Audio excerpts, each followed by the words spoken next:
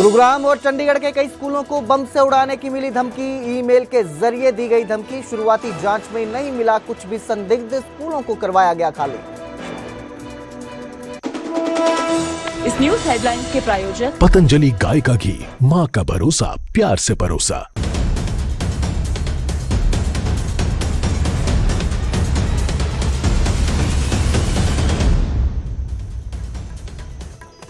नमस्कार, स्वागत है न्यूज 18 पंजाब हरियाणा में। मैं आपके साथ कुलदीप भारद्वाज। हरियाणा प्राइम की शुरुआत करेंगे पंजाब के साथ। पंजाब से इस वक्त की बड़ी खबर सामने आ रही है। पूर्व मंत्री श्याम अरोड़ा के घर पर ईडी की रेड हुई है।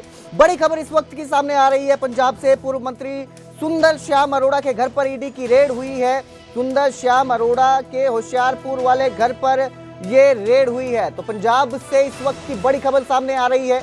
पूर्व मंत्री सुंदर श्याम अरोड़ा के घर पर यह रेड की गई है। ईडी की रेड है। होशियारपुर वाले घर पर यह रेड हुई है। ईडी की टीम घर पर पहुंची हुई है और रेड की गई है। सुंदर श्याम अरोड़ा पंजाब के पूर्व मंत्री हैं, जिनके घर पर ईडी की ये रेड पड़ी है। होशियारपुर में इनका घर है, जहां रेड पड़ी है।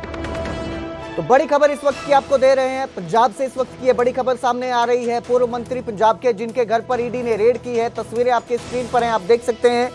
गार्ड बाहर मौजूद नजर आ रहे हैं। तो ये तस्वीरें हैं होशियारपुर वाले घर की, सुंदर श्याम अरोड़ा के, जहां पर ईडी ने रेड की है। ईडी की टीम उनके घर पर पहुंची है रेड करने के लिए और सुबह ही करीब ये रेड शुरू हुई है।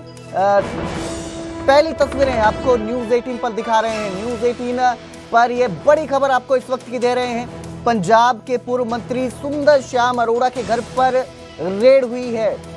ईडी की रेड है। ईडी की टीम पूर्व मंत्री के घर पर पहुंची है और रेड की गई है। तो बड़ी खबर पंजाब से आ रही है ये। मेरे सहयोगी विजय सलारिया इस खबर पर ज्यादा जानकारी के लिए हमारे साथ जुड़े हैं। जी विजय, ये जो रेड की गई है, किस वक्त ईडी की टीम पहुंची और क्या कुछ इस वक्त किया जा रहा है? जी बिल्कुल कुलदीप, आज सवेरे जे की घटना है कि आज सवेरे जड़ी है ईडी की रेड जड़ी है सुंदर श्याम अरोड़ा, जो कांग्रेस के पूर्व कैबिनेट मंत्री रह चुके हैं, उनके घर हुंदी है। और दस दिन है कि ਅੱਜ ਸਵੇਰ ਦੀ ਜਦੋਂ घटना, इस तो ਪਹਿਲਾਂ ਵੀ ਇੱਕ ਵਾਰ ਵਿਜੀਲੈਂਸ ਦੀ ਰੇਡ ਜਿਹੜੀ ਆ ਜ਼ਰੂਰਤ ਤੋਂ ਵੱਧ ਸੰਪत्ति ਹੋਣ ਦਾ ਜਿਹੜਾ ਮਾਮਲਾ ਸੀ, ਉਸ ਨੂੰ ਲੈ ਕੇ ਇਹਨਾਂ ਦੇ ਘਰ ਰੇਡ ਹੋ ਚੁੱਕੀ ਹੈ। ਹਾਲਾਂਕਿ ਕਈ ਵਿਵਾਦਾਂ 'ਚ ਵੀ ਜੁੜਿਆ ਸੀ। ਉਸ ਤੋਂ ਪਹਿਲਾਂ ਵਿਜੀਲੈਂਸ ਨੂੰ 50 ਲੱਖ ਰੁਪਇਆ ਦੇਣ ਦੀ ਜਿਹੜੀ ਹੈ ਵਿਜੀਲੈਂਸ ਦੇ ਅਧਿਕਾਰੀ ਨੂੰ ਜਿਹੜਾ ਮਾਮਲਾ ਹੋਇਆ ਸੀਗਾ, 50 ਲੱਖ ਰਿਸ਼ਵਤ ਦੇਣ ਦੀ ਕੋਸ਼ਿਸ਼ ਕੀਤੀ ਗਈ ਸੀ ਸੁੰਦਰ ਸ਼ਾਮ ਅਰੋੜਾ ਵੱਲੋਂ ਅਤੇ 6 ਮਹੀਨੇ ਦੀ ਸਜ਼ਾ ਵੀ ਜਿਹੜੀ ਹੈ ਇਹਨਾਂ ਵੱਲੋਂ ਕੱਟ ਕੇ ਆਏ ਸੀਗੇ। ਪਰ ਦੱਸ ਦਿੰਦੇ ਕਿ ਅੱਜ ਜਿਹੜੀ ਸਵੇਰੇ ਤੜਕਸਾਰ ਜਿਹੜੀ ਹੈ ਅੱਜ ईडी वालों जड़ी है रेड की गई है और हजे तक जड़ी है ईडी की रेड जड़ी जारी है। जी कितने बजे ये रेड शुरू हुई थी विजय, ये भी बताइए हमारे दर्शकों को। कितने लोग आए हुए हैं रेड में, कितनी बड़ी टीम पहुंची है? जी अभी तक ये कुछ क्लियर नहीं हो पा रहा है कि कितनी टीम पहुंची है। बता रहे हैं कि ईडी के अधिकारी जो हैं कम से कम 2 गाड़ियों में आए हैं और 2 गाड़ियों में अधिकारी आके जो है इस वक्त अंदर जांच जो है पूरी चल रही है। और बता दें कि जो सुंदर श्याम अरोड़ा जो कैबिनेट मंत्री थे कांग्रेस के, इससे पहले वो बीजेपी में भी कुछ समय गुजार चुके हैं। उन्होंने पार्टी बदली थी और दोबारा वो बीजेपी को छोड़ के कांग्रेस में शामिल हुए हैं। और बता रहे हैं कि आज जो रेड पड़ी है और इससे पहले भी 1-2 बार इनके घर में जरूरत से ज्यादा जो संपत्ति का मामला है उसको लेकर रेड हो चुकी है। जी इस वक्त मंत्री जो पूर्व मंत्री हैं सुंदर श्याम अरोड़ा, वो घर पर हैं या घर पर नहीं है, घर पर हैं या कहीं और हैं, इसको लेकर कोई जानकारी सामने आई है? कुछ नहीं जी, इस बारे में अभी तक कुछ जानकारी स्पष्ट सामने नहीं आ पा रही है। पर जो विजिलेंस अधिकारी जो ईडी के हैं वो अभी भी अंदर जांच कर रहे हैं और जांच अभी भी लगातार जारी है। जी बिल्कुल, बहुत बहुत शुक्रिया इस तमाम जानकारी के लिए विजय। तो फिलहाल जो ईडी की टीम है वो घर के अंदर ही मौजूद है। रेड की जा रही है। आय से अधिक संपत्ति का यह मामला बताया जा रहा है, जिसको लेकर ईडी की टीम सुबह ही उनके घर पर पहुंची और रेड शुरू की है। हालांकि मंत्री घर पर हैं, पूर्व मंत्री जो सुंदर श्याम अरोड़ा हैं या नहीं, ये भी अभी साफ नहीं हो पाया है। पर टीम अभी अंदर ही है, जांच की जा रही है, रेड जारी है।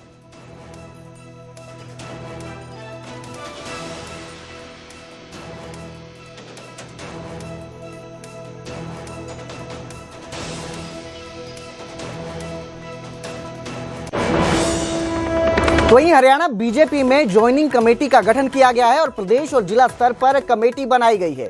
प्रदेश स्तर पर बनाई गई कमेटी में 4 लोग शामिल हैं। जिला स्तर पर भी सभी 23 जिलों में कमेटी बनाई गई है। वहीं दूसरी पार्टियों से आने वाले नेताओं पर यह कमेटी फैसला करेगी। कमेटी के फैसले के बाद ही नेताओं की ज्वाइनिंग होगी। तो जो अब एंट्री हो रही थी बीजेपी में, जो ज्वाइनिंग हो रही थी, इसमें एक तरह से अब लगाम लगती एक तरह से नजर आ रही है कि जो भी इस पार्टी को ज्वाइन करेगा इसका फैसला कमेटी करेगी।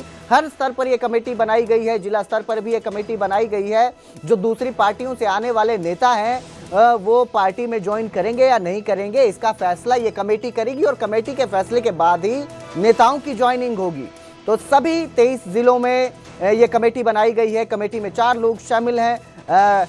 जो प्रदेश स्तर पर भी, जिला स्तर पर भी कमेटी बनाई गई है और यही ज्वाइनिंग का फैसला करेंगे। ज्वाइनिंग को लेकर ये ज्वाइनिंग कमेटी बनाई गई है।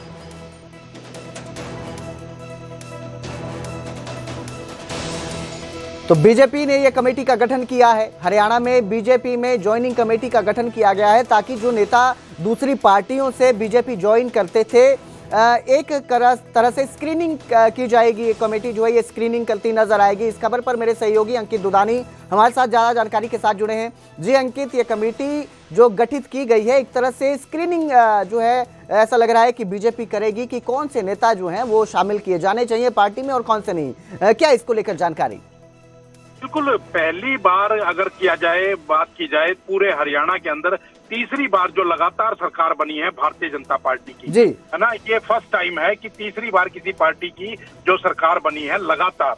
तो ऐसे में भारतीय जनता पार्टी अब उन्हीं नेताओं को शामिल करेगी अपनी पार्टी के अंदर जो मजबूत नेता होंगे, जिनके ऊपर कोई दाग नहीं होगा और जो किसी मामले के अंदर फंसे नहीं होंगे। तो पूरी जानकारी लेकर के और फिर पार्टी के अंदर उनको शामिल किया जाएगा, पार्टी में एंट्री करवाई जाएगी। और इसी के लिए अब प्रदेश लेवल की बात करें तो 4 नेताओं को जिम्मेदारी दी गई है। एक कमेटी बनाई गई है, उसमें सुधा यादव है, पूर्व सांसद है, केंद्रीय संसदीय बोर्ड की मेंबर है और कैबिनेट मंत्री हैं कृष्ण बेदी जो कि प्रदेश के महामंत्री भी हैं। उसके साथ ही सुभाष सुधा जो कि पूर्व में मंत्री रहे हैं और कंवरपाल गुज्जर जो कि पूर्व में मंत्री रहे हैं। ऐसे 4 लोगों की प्रदेश स्तर पर कमेटी बनाई गई है और हर एक जिला स्तर पर भी कमेटी बनाई गई है। जिला स्तर पर जो कमेटी बनाई गई है उसमें जिला अध्यक्ष, जिला प्रभारी और पूर्व जिला अध्यक्ष 3 लोगों को शामिल किया गया है। 23 के 23 अगर बात की जाए जिलों के लिए कमेटी बनाई गई है। तो वही स्क्रीनिंग की जाएगी और स्क्रीनिंग करके ये तय किया जाएगा कि किसको बनाया जाए, किसको पार्टी के अंदर शामिल किया जाए। उसका बैकग्राउंड देखेंगे, क्या वो चुनाव के समय छोड़ के गए थे या पार्टी को दूसरी पार्टी को छोड़ करके आ रहे हैं, किसने पार्टी के साथ दगा किया। तो ये सारे पॉइंट्स को चेक करने के बाद वो रिकमेंडेशन देंगे और उसी के बाद उनका बीजेपी में एंट्री का रास्ता साफ हो पाएगा। जी अंकित, किसी तरह के एलिजिबिलिटी क्राइटेरिया भी इस कमेटी की तरफ से बनाया गया है कि किन्हें ज्वाइन करवाना है, किन्हें नहीं करवाना है, इसको लेकर भी कुछ बना है? ऐसी कोई एलिजिबिलिटी तय नहीं की गई है, लेकिन जरूर जो कमेटी है ये जरूर देखती हुई नजर आएगी कि क्या चुनाव के समय कोई छोड़ करके गया है और अब फिर से सरकार बन गई है तो क्या ज्वाइन कर रहा है या दूसरी पार्टियों में उनकी क्या भूमिका रही है। ये सारे मापदंड हैं और उनके ऊपर काम करती हुई नजर आएगी और उसके बाद ही उनको प्रदेश अध्यक्ष ने ज्वाइन कराना है, मुख्यमंत्री ने ज्वाइन करवाना है या किसी बड़े नेता ने ज्वाइन करवाना है या जिला स्तर पर ज्वाइन करवाना है, वो सारी चीजें तय की जाएगी। जी बिल्कुल, बहुत बहुत शुक्रिया इस तमाम जानकारी के लिए अंकित। तो ये कमेटी जो है अब ये फैसला लेगी कि किन्हें जो है बीजेपी में शामिल करना है और किन्हें नहीं करना है।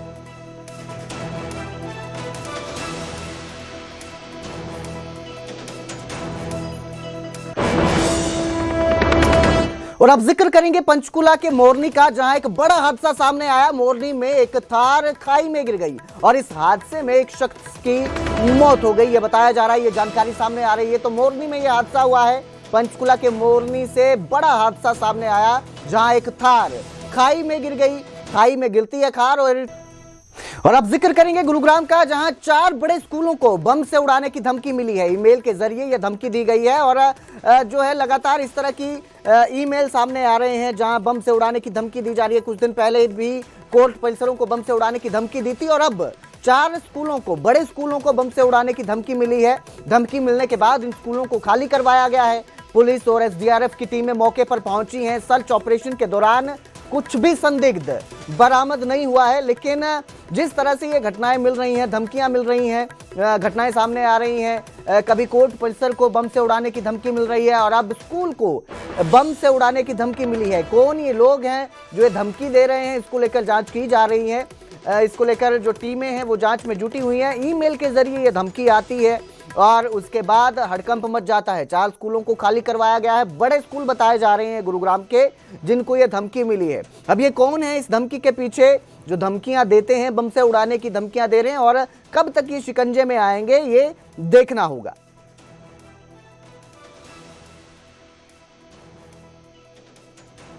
गुरुग्राम में बुधवार सुबह करीब 1 दर्जन स्कूलों को बम से उड़ाने की धमकी मिली और उसके बाद प्रशासन अलर्ट हो गया। एक के बाद एक कई स्कूलों में गुरुग्राम पुलिस मौके पर पहुंची और साथ ही बम निरोधक दस्ते के साथ साथ एसडीआरएफ की जो टीमें हैं वो मौके पर पहुंची और सर्च ऑपरेशन चलाए गए। इस वक्त मैं गुरुग्राम के सेक्टर 50 में मानव रचना स्कूल में मौजूद हूं। यहाँ पर भी पुलिस की टीम पहुंची है, एसडीआरएफ की टीम पहुंची है और लगातार जो जांच पड़ताल है वो की जा रही कि कोई संदिग्ध वस्तु तो यहाँ पर मौजूद नहीं है, क्योंकि जो धमकी दी गई है उसमें यही कहा गया है कि इन स्कूलों को बम से उड़ा दिया जाएगा। अब तक गुरुग्राम पुलिस ने कई सारी स्कूलों की चेकिंग की है जहां कोई भी संदिग्ध चीज़ अब तक नहीं मिली है। हालांकि एहतियात के तौर पर सभी स्कूलों को गुरुग्राम पुलिस की तरफ से खाली करवा दिया गया है, स्कूलों की छुट्टी करवा दी गई है। जो स्टाफ है स्कूल का और साथ में जो छात्र हैं उनको सुरक्षित बाहर निकाला गया है और उसके बाद अब जांच पड़ताल पूरी स्कूल की बिल्डिंगों की जा रही है। गुरुग्राम में एक नहीं करीब 1 दर्जन ऐसे स्कूल हैं जिनको ये धमकी मिली है और वो अलग अलग इलाकों के ये स्कूल हैं, खास तौर से जो पोस्ट इलाके हैं उनमें ये स्कूल मौजूद हैं। और उसके बाद से सुबह से ही आज गुरुग्राम पुलिस और प्रशासन इन स्कूलों में मौजूद है और लगातार जो सघन अभियान है तलाशी का वो एक तरह से किया जा रहा है। और खुशकिस्मती ये है कि अब तक किसी भी स्कूल में कोई भी संदिग्ध चीज़ नहीं मिली है, लेकिन एहतियात के तौर पर जब तक सभी स्कूलों की जांच पड़ताल नहीं हो जाएगी तब तक किसी को भी क्लीन चिट नहीं दी जाएगी। हालांकि अब तक कुछ स्कूलों को क्लीन चिट दी जा चुकी है कि वहां पर कुछ भी संदिग्ध नहीं मिला है। हरियाणा में कथित मुरथल रेप मामले में बड़ी खबर सामने आई है और मामले में जांच रिपोर्ट पर हाईकोर्ट में सवाल उठे हैं। कोर्ट की ओर से नियुक्त वकील ने बड़े सवाल उठाए हैं। मामले में जांच का तरीका निष्पक्ष नहीं था, यह वकील के आरोप है। जांच एजेंसियों ने ऐसा माहौल बनाया जैसे कुछ नहीं हुआ हो। अब मार्च के पहले हफ्ते में मामले की सुनवाई होगी। जाट आंदोलन के दौरान मुरथल में महिलाओं से रेप के आरोप है। मामले में 2016 में हाईकोर्ट ने खुद संज्ञान लिया था, जिसको लेकर अब ये बड़ी खबर सामने आ रही है। और इस सुनवाई से जुड़ी बड़ी बातें वो भी आपको बताते हैं। दरअसल चीफ जस्टिस शील नागू के बेंच ने ये सुनवाई की।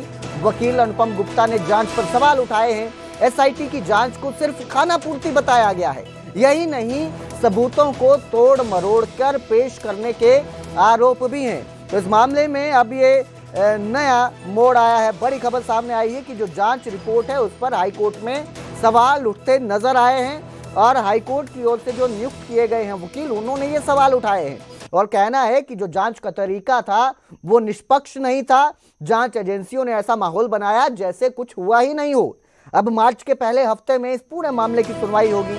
आपको बता दें कि ये जो पूरा मामला है ये जाट आंदोलन के दौरान मुरथल में महिलाओं से रेप के आरोप का मामला है और इस मामले में 2016 में हाई कोर्ट ने खुद संज्ञान लिया था। मेरे सहयोगी उमेश शर्मा इस खबर पर ज्यादा जानकारी के साथ हमारे साथ जुड़े हैं। जी उमेश, ये जो पूरा मामला है इस पर क्या कहना है कोर्ट का और अब अगली जो सुनवाई होगी उसमें क्या फैसला सामने आ सकता है, क्या नया मोड़ सामने आ सकता है? देखिए, मामला बड़ा हाई प्रोफाइल है। 2016 में जब आंदोलन चल रहा था तब मुरथल के ढाबों पर एलिगेशन थे कि वहां पर रेप हुआ है, लेकिन कोई भी पीड़ित या कोई प्रत्यक्षदर्शी उस समय सामने नहीं आया। हालांकि जांच दल हुआ, यूपी के पूर्व डीजीपी प्रकाश सिंह की अगुवाई में एसआईटी गठित की गई, उनकी रिपोर्ट भी आई जिसमें कुछ तथ्य दिए गए थे, हिंट भी दिए गए थे जी। क्योंकि पंजाब हरियाणा हाईकोर्ट ने इसमें संज्ञान लिया था 2016 में, तो ये मामला चल रहा है। तो सुनवाई के दौरान कल जो कोर्ट मित्र यानी कि जो कोर्ट की तरफ से नियुक्त अमाइकस क्यूरी, जिसे कोर्ट मित्र कहते हैं, सीनियर वकील अनुपम गुप्ता ने कहा कि अगर तथ्यों की सही जांच की जाती तो मामला उजागर हो सकता था। वो संतुष्ट नहीं है पुलिस की जांच से, तो उनका दावा है कि ये कहीं ना कहीं कुछ खामियां थी इस जांच में, इसलिए ये खुलकर बातें सामने नहीं आ सकी। तो जो अगली सुनवाई है वो मार्च के पहले हफ्ते में होगी और तब देखना होगा कि राज्य सरकार की तरफ से क्या इस पर कहा जाएगा। जी, बहुत बहुत शुक्रिया इस तमाम जानकारी के लिए उमेश। तो फिलहाल अगली सुनवाई में पता चलेगा कि इसको लेकर क्या और तथ्य पेश किए जाते हैं और क्या राज्य सरकार का कहना है इस मामले में।